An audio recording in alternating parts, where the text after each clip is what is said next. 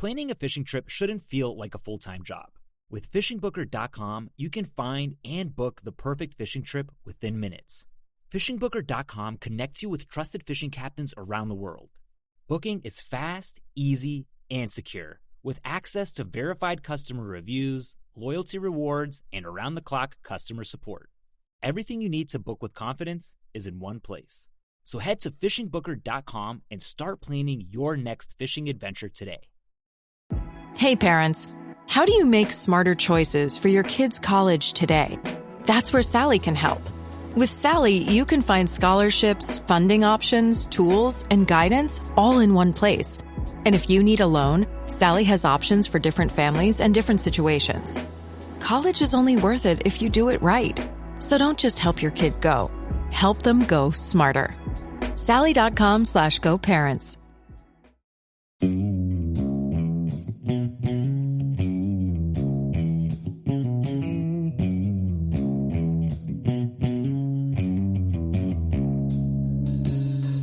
All right, welcome back to the Survival and Basic Badass podcast with Kevin and Chuck. Today, we're going to talk about aquaponics. Now, first off, let me make a disclaimer here. Neither one of us have ever done aquaponics.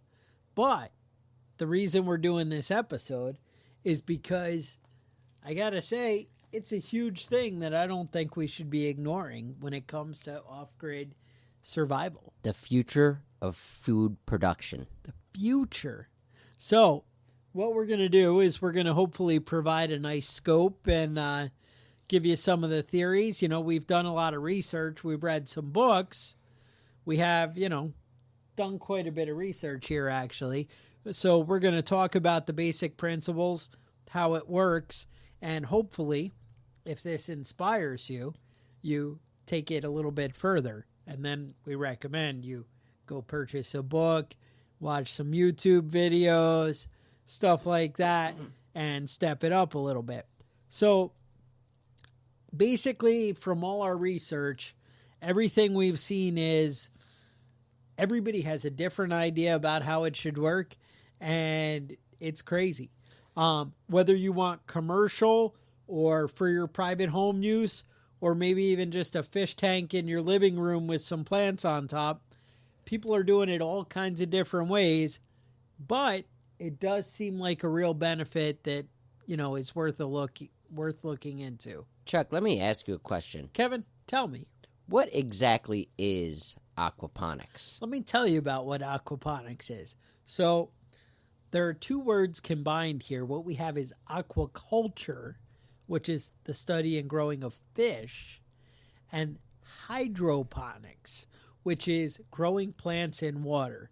Now, the weird thing is, that's about the fact that the plants end up in the water is about the only similarity between hydroponics and aquaponics.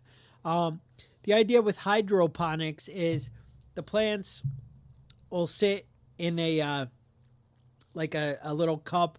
They set it in a styrofoam, and they let the roots grow down into the water, and then they add chemicals and minerals to the water, which will allow the plant to grow. But with aquaponics, their plants are going to get their fertilizer and nutrition from fish waste. And then the plants will clean the water to return it to the fish for clean water to swim in. Making it a beautiful cycle of life. Mm-hmm. And in a perfect aquaponic system, the only thing you have to add is fish food. Now, in a perfect system. I've looked into this, and how many systems have you seen that are perfect? Slippery. Not too many? There's never been one in my entire life all right. of anything I've seen that's perfect system. All right, sounds right.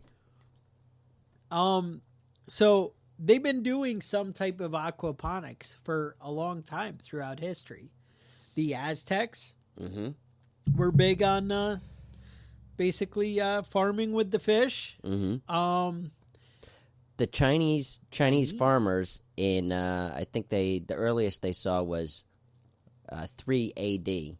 3 AD. Farmers used polycultural farming systems what they would basically do is grow rice paddies, and in the rice paddies, they'd grow carp, eel, swamp eel, and pond snails.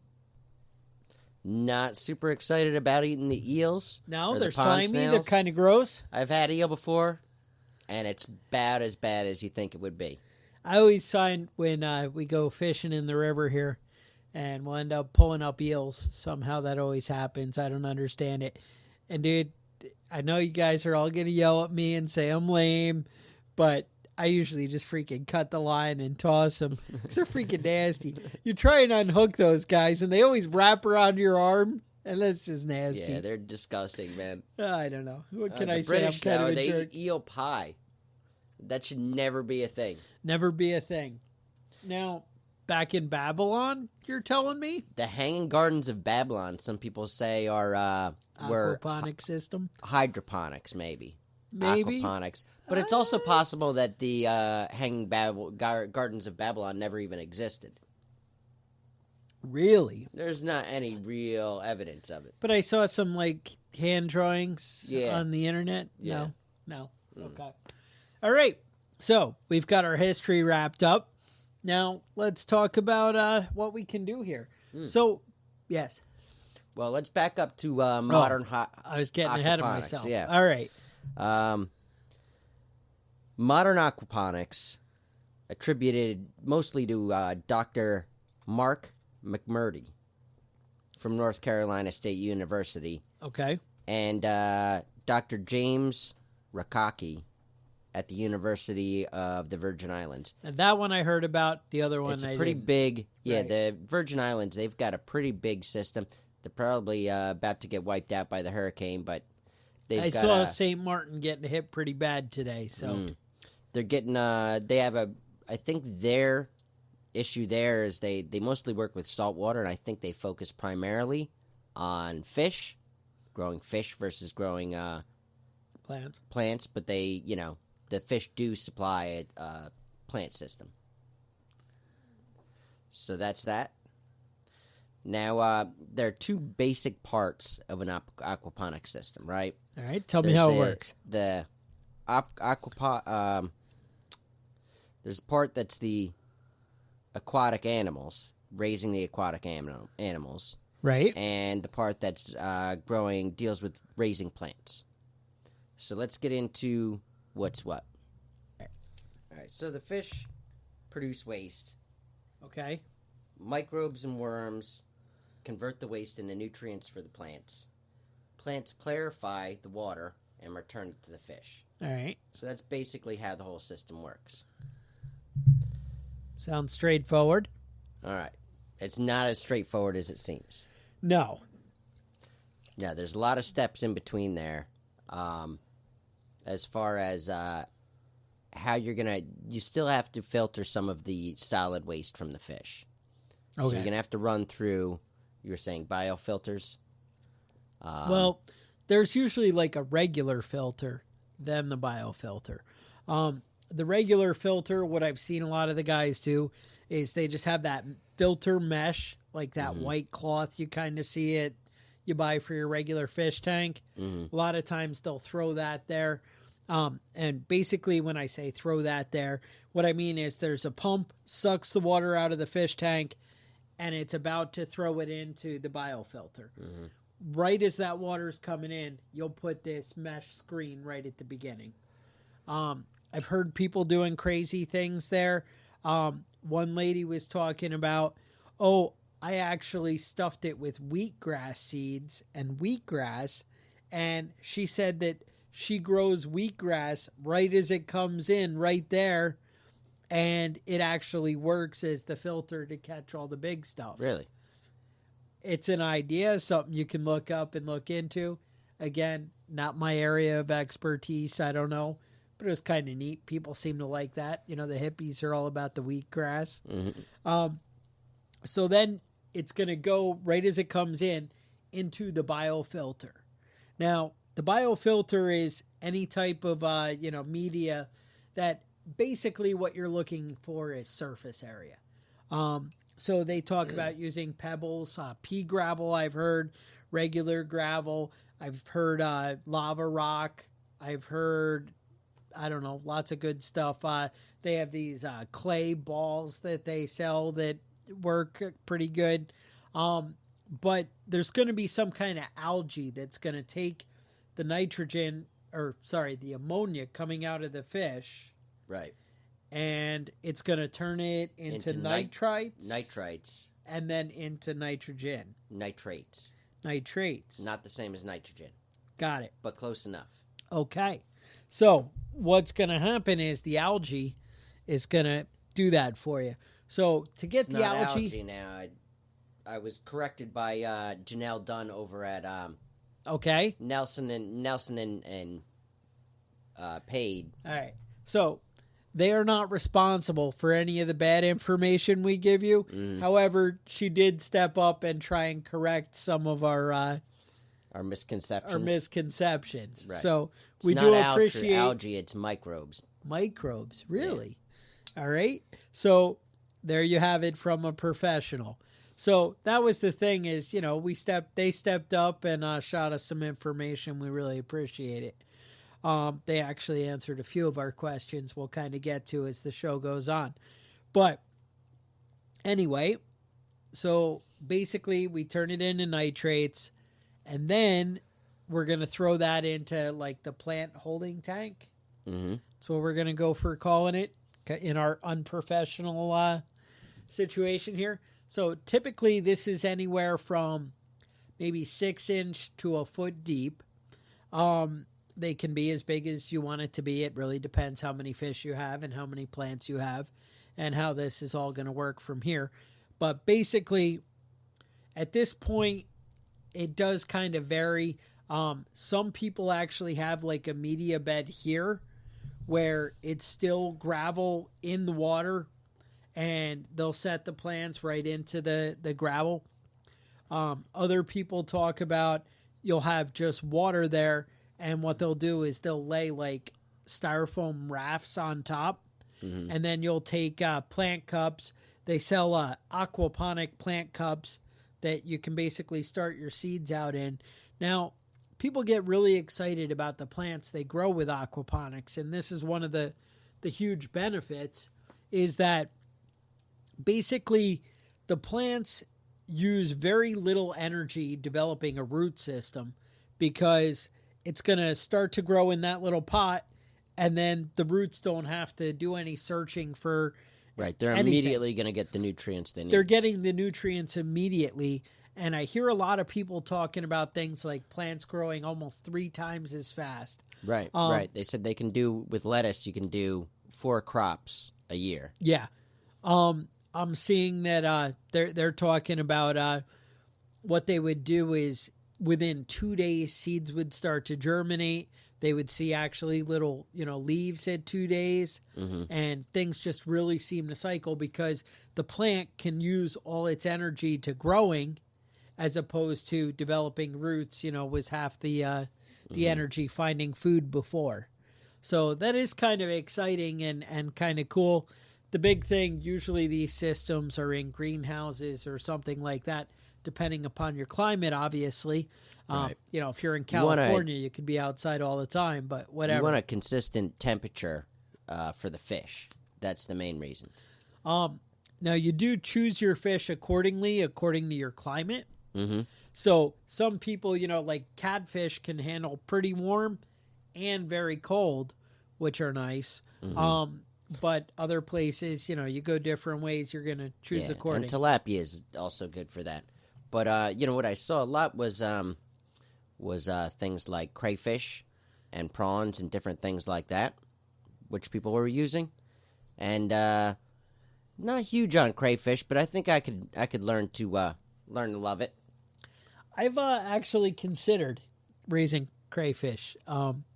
So I was actually curious, and I was going to look up if we could grow them in a aquaponic system. Mm-hmm. And I'm kind of excited to hear that that's an option on the table. Yeah. Now, you can also use there's a lot of fish that are good for aquaponic systems that aren't necessarily good for eating.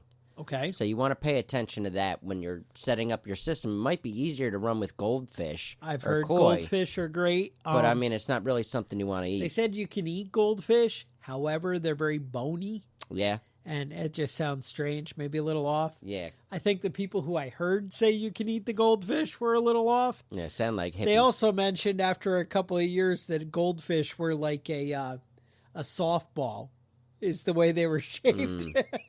That doesn't sound exactly appealing. Yeah. Yeah. So basically, the water after we got our plants growing, the water is gonna then be taken out of there, and it is gonna go to usually some kind of settling tank, which lets more solids disappear. I think this is the right point. You want to let any solids that are left over settle out before it goes back. Now the water itself is going to be pure, and it's going to be somewhat aerated just from the plants and from cycling from tank to tank. Right. And then you're going to shoot that back into your fish and it's tank. going to be ready to go. Now, healthy and clean for the fish. Healthy and clean for the fish. So we have a couple discrepancies that make it maybe not perfect for the off-grid situation. Here's where it starts to get a little hairy. Now, the beauty is solar, we can have electricity and do whatever we want. Mm-hmm. Again, that's all, relative. So the idea is people say, well, I need a pump to make all this happen. Right. Now, Kevin said that he read somewhere about slave labor might be good. Yeah, that's what they said, the Hanging Gardens of Babylon. Okay.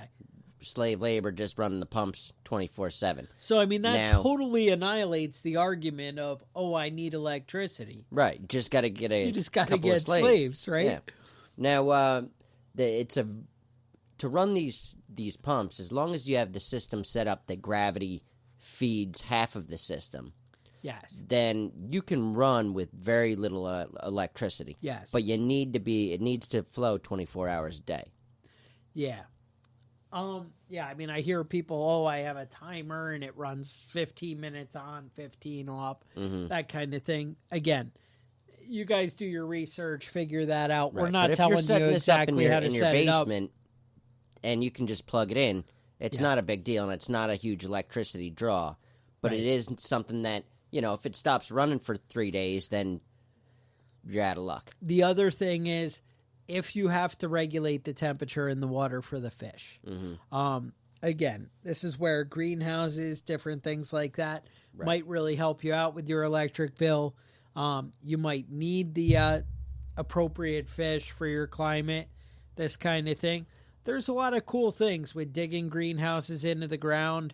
I was actually told that my wife went and did this class on winter gardening over the last week here. And basically they would dig down about 30 inches into the ground, insulate both the sides, of the ground and the floor, and then go in and set up a greenhouse. And they talked about you actually want a pretty high greenhouse so that it actually has air to heat up to stay warm, versus you would think small, so that way it's less space to keep warm, whatever. But anyway, so I'm just saying there's lots of options you can look into with the greenhouse situation. The other thing that makes it kind of questionable on sustainability is you got to feed the fish. That's something, we'd really have to look at. I am sure if we search on the internet, we could probably find some good solutions for that. The one I did hear a lady talk about was black soldier flies. And what they did was she was composting meat. Okay. So what they do is she was like, you could just take roadkill. I'm like, that sounds awesome. So they take meat wherever it comes from, the side of the road or your dinner table, either way. That's assuming your dog or whatever isn't getting all the scraps first, but whatever. And they put it in like a 5-gallon bucket with a lid. And they have these flies in there. And I'm not sure exactly where you get these flies from. If you buy them to start out, I don't know. this is all beyond me a little bit.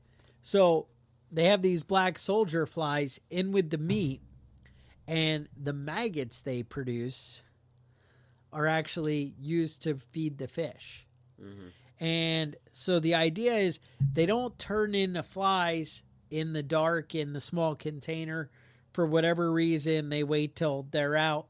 So what I've heard people do is they'll actually put a notch in the bucket, run a ramp from the composting meat, and the little maggot worms will crawl up the ramp, and they'll set a bucket on the outside, and it'll catch all these maggots. Mm-hmm. And then once a day, they're taking the maggots and throwing them in for the fish, and able to be sustainable with that. Okay, so you can do this without having to find a pet store and buy fish food. That's what they said, was that they were able to 100% feed them off the maggots.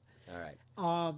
That's the other big thing with this is you really have to consider, is this something you're going to be doing for a commercial business, or are you going to be doing it for your recreation or to feed your family? Mm-hmm. The idea is all these colleges have great ideas and great ways to set up things and do stuff, but a lot of times you're spending $100,000 and you're not going to turn a profit when you're doing that.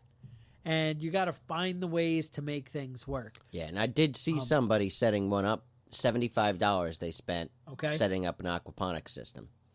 Now, it was a small system, but they were still able to keep it sustainable. People are using, I've seen, these 15-foot pools from Walmart. Mm-hmm. I've seen people do 55-gallon drums, big fish tanks. To be honest, you could take a tarp and build walls out of wood and, a frame and drop the tarp in there. All these things are possibilities, but again, you have to decide, what's going to work and be right for you. It's a huge benefit to a off-grid situation to be able to produce your own meat in this kind of volume as fish. And protein. And the way you're able to grow plants so fast and basically healthy, if you're looking at it from the environmental, no pesticides, no whatever, these systems, because they're in a greenhouse or whatever, you're not dealing with weeds. You're not dealing with any of these headaches. Right. No herbicides, no pesticides.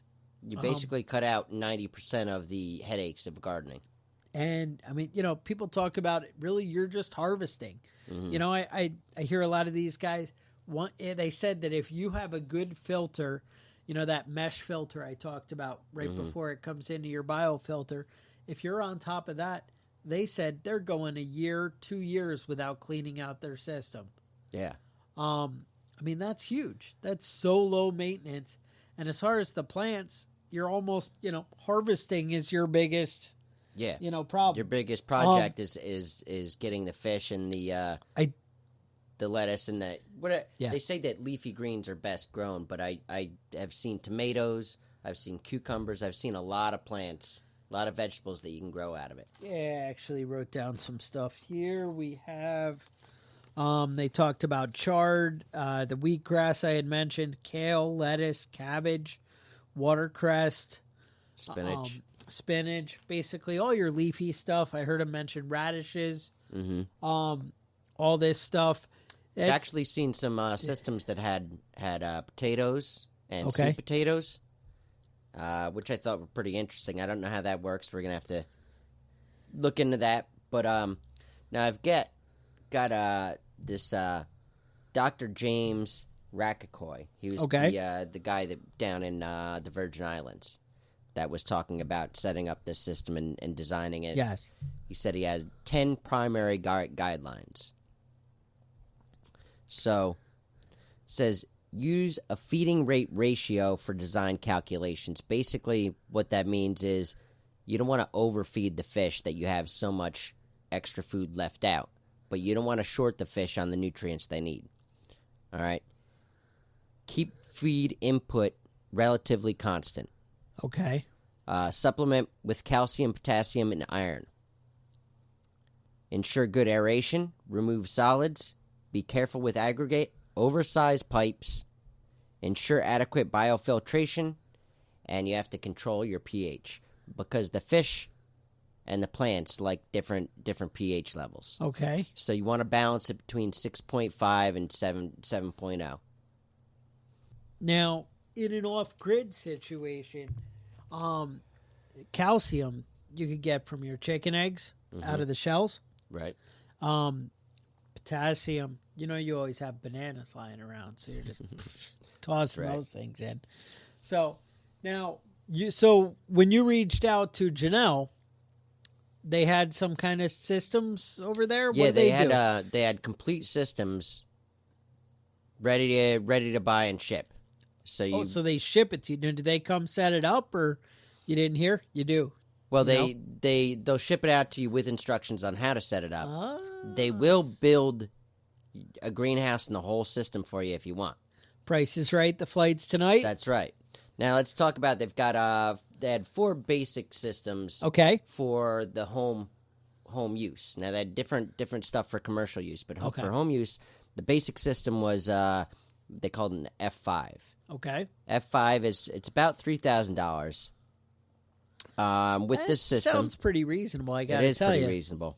And with this system, they said 900 to 1,400 heads of lettuce per year. Now they use heads of lettuce just as a marker. Now you can use whatever vegetable you want.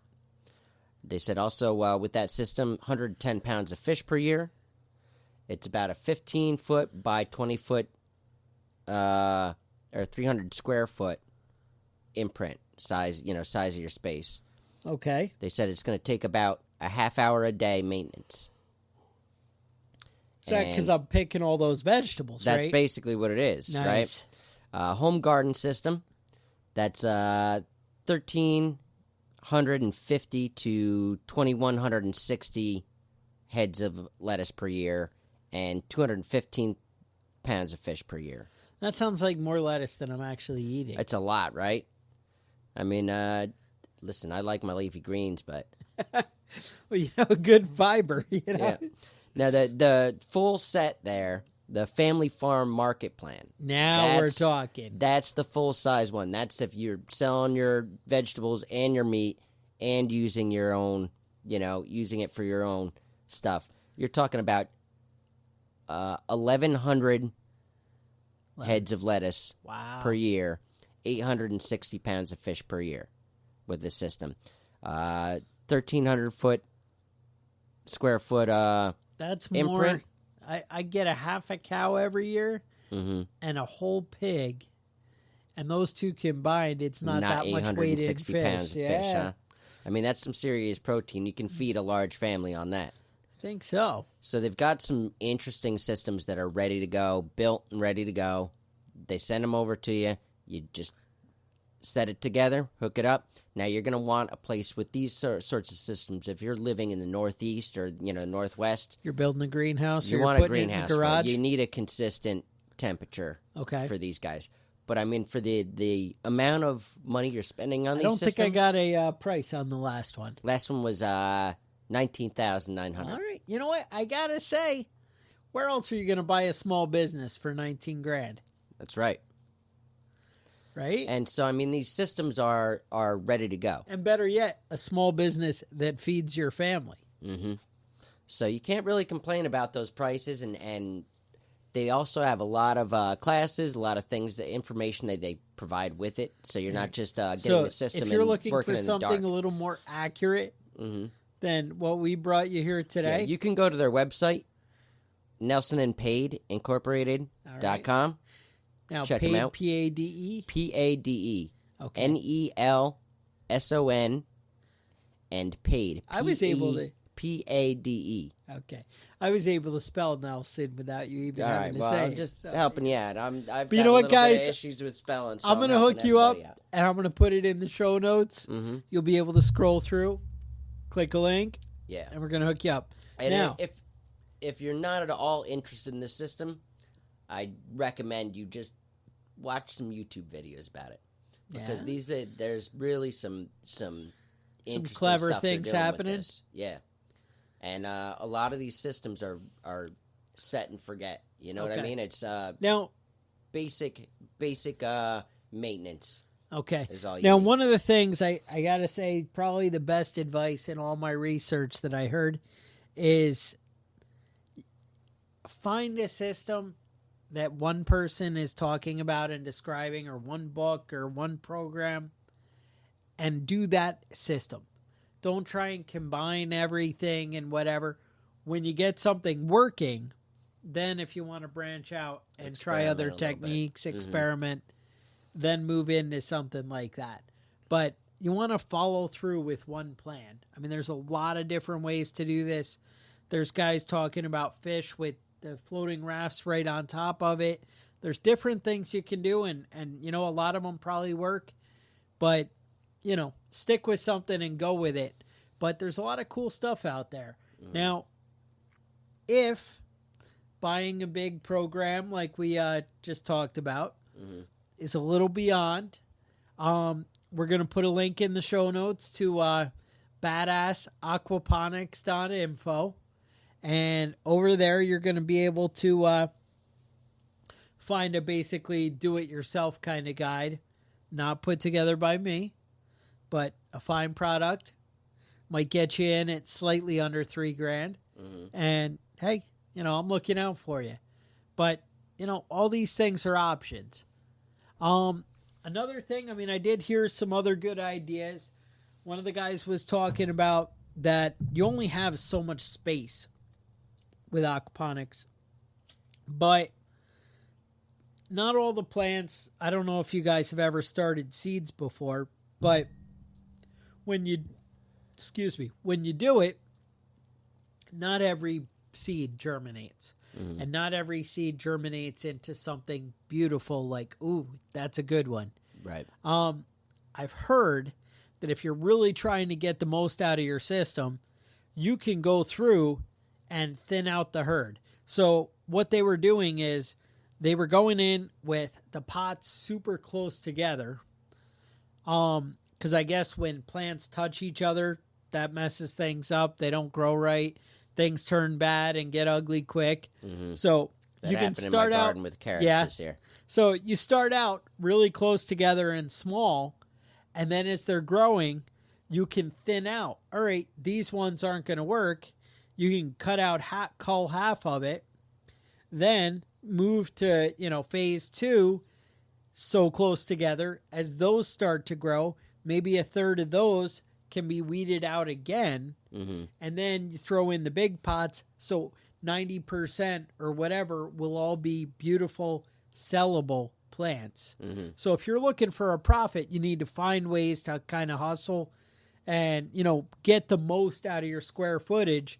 But I heard that, you know, trimming it down like that, you can cut your kind of space in half and really get a bigger system than what your space really allows by doing a little, you know, thinning it out, I guess.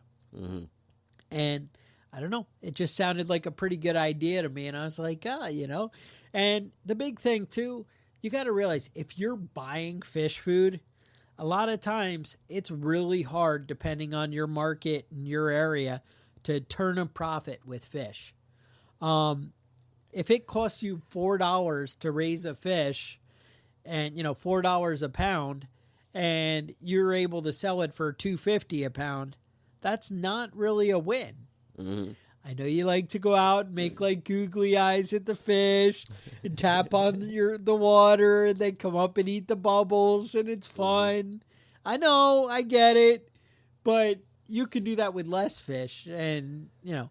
So the idea is just look at your numbers and kind of think about this if it is something you get into. But it is a really cool thing that you can add to your sustainable lifestyle, to your off the grid, your homestead, your self-sufficiency. Especially if you're in, you have limited space. This is perfect for limited space. And, you know, if you, well, I was listening to one guy was talking about he did it in his apartment on his balcony, and then it went so well that he talked to his landlord and got his landlord to let him set up in the back of the apartment building. Nice. Another system. And that's, you had mentioned, you know, people are doing it with their restaurants, things like that. They're sustainable type restaurants, and it's quite a trendy thing. Farm to table. Farm to table, right? So the big thing, like you always see, like microgreens are real popular now, and people are selling them for a fortune.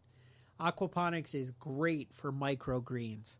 It does very well for growing the little tiny. I don't know. I didn't know about this, but I see people paying stupid money at the farmers markets that I've been going to. The wife drags me out. You know how it is. Okay. And, oh, look at this. It's great. And then we're going over and they're paying like $15 for like 2 ounces of microgreens. And you only have to grow the plant for like a week. And you're like, I'm in. Yep.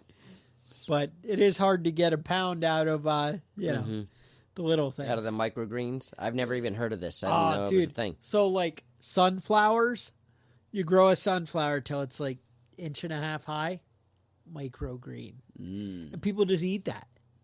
Really? Yeah, who knew? I don't know. Packed with nutrients. All kinds of things. And they're like, yeah, all the rage.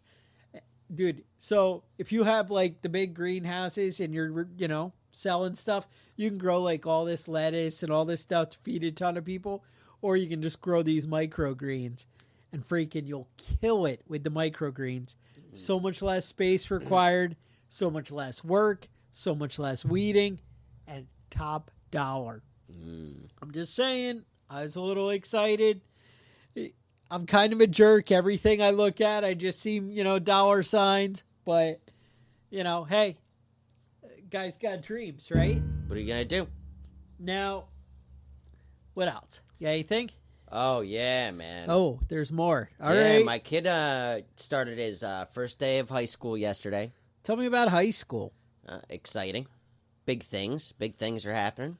He went to his history class, and the history teacher started the first day off talking about asking the kids what they thought about the protests in Charlottesville and white supremacists, and shot them all down and said that white supremacists should not be allowed to express themselves. They should not be allowed the freedom of speech.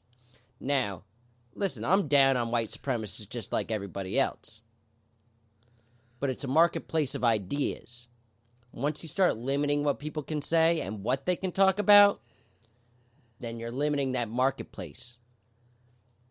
That's what fascists do. You know, you burn the books that were written by Jews, right? You do all this and that.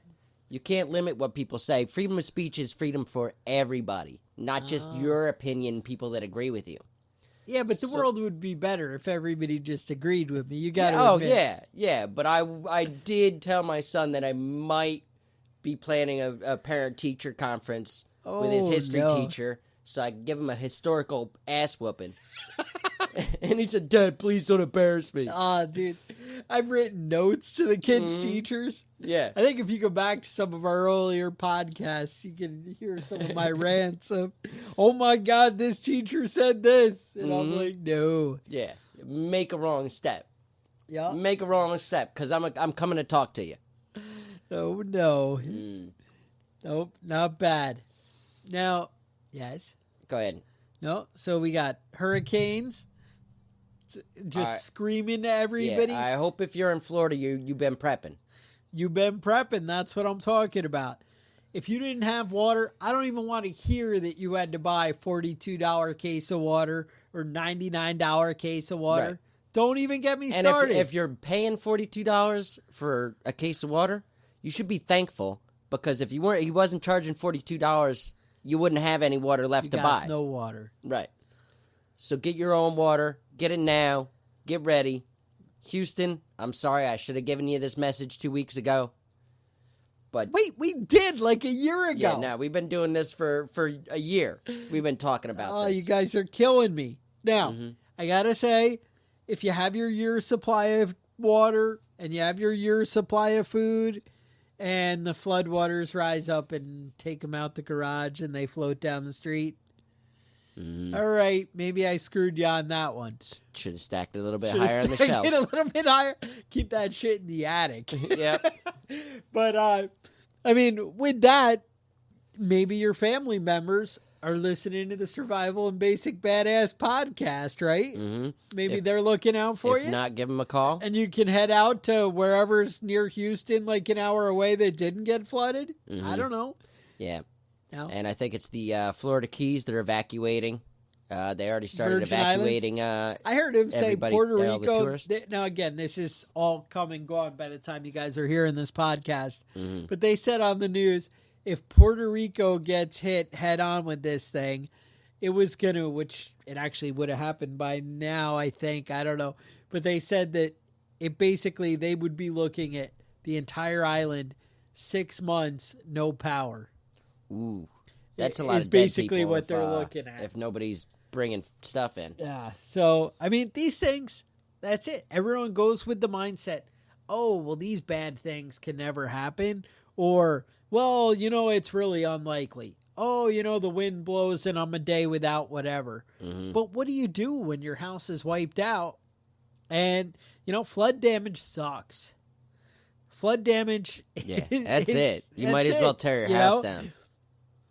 These things, it's no good. So, you got to kind of come up with a backup plan. You got to have some options, and that's what prepping is. That's what we're looking for.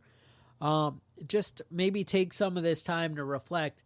Not for those people in Houston, I'm sorry, that's awful. Mm-hmm. And, maybe you did everything right, and shit still happens, But just look at what's going on in our country and realize that we need to prepare. We need to be ready for things. That's all we can do is learn from the bad things that happen and hopefully take the good, take what we can get out of it and realize that our government has freaking a bottomless well of money and they're just going to keep throwing it. So don't even worry about it. Mm-hmm. They got you. You're just going to have to fight. Yeah, they said their FEMA's out of money already for this year. Yeah. And the next next year, hurricane and hasn't even set. They said, in. So Irma now, and then there's another one right behind it. Is that the rumor? Jose or something? I don't know. Juan Valdez or something? I don't know. All right. So with that, last week, I didn't mention Bruce had sent us an email telling us that he appreciates what we're doing. Sorry, I skipped that one when we were giving you the shout-outs there. Mm-hmm. We got another message just during the podcast we haven't read yet from Mike. You'll actually hear the beep on my phone in the middle of the show here. Mm-hmm. So, Mike, looking out for us. I appreciate it. That guy keeps coming through for us. Every time we put something on Facebook, he's on it, And also, people at Facebook looking out for us. We appreciate it. You guys have been great, and we really appreciate you listening. You want to leave a review over at the iTunes? That'd be great. Maybe subscribe to the podcast while you're there. What else you got? If you want to shoot us an email. All right, what's that? If you guys, preppingbadass@gmail.com. If you guys want to send us an email with some of your aquaponics stories, or if you want to send us an email correct about us on how horribly wrong we were. Mm-hmm. But again, we did make the disclaimer. We just, wanted you guys to see what's going on out there. Yeah, there's definitely a lot of cool look stuff. into this a little bit. There's definitely a lot of information out there.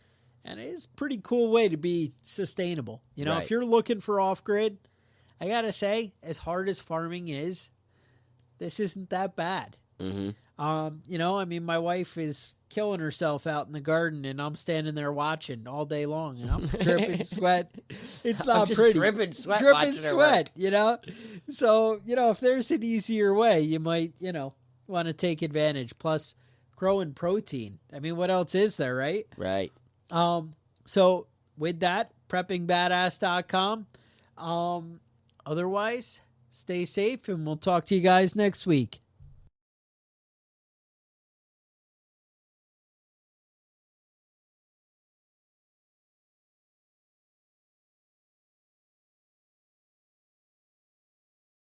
Planning a fishing trip shouldn't feel like a full-time job. With FishingBooker.com, you can find and book the perfect fishing trip within minutes. FishingBooker.com connects you with trusted fishing captains around the world. Booking is fast, easy, and secure, with access to verified customer reviews, loyalty rewards, and around-the-clock customer support. Everything you need to book with confidence is in one place. So head to fishingbooker.com and start planning your next fishing adventure today.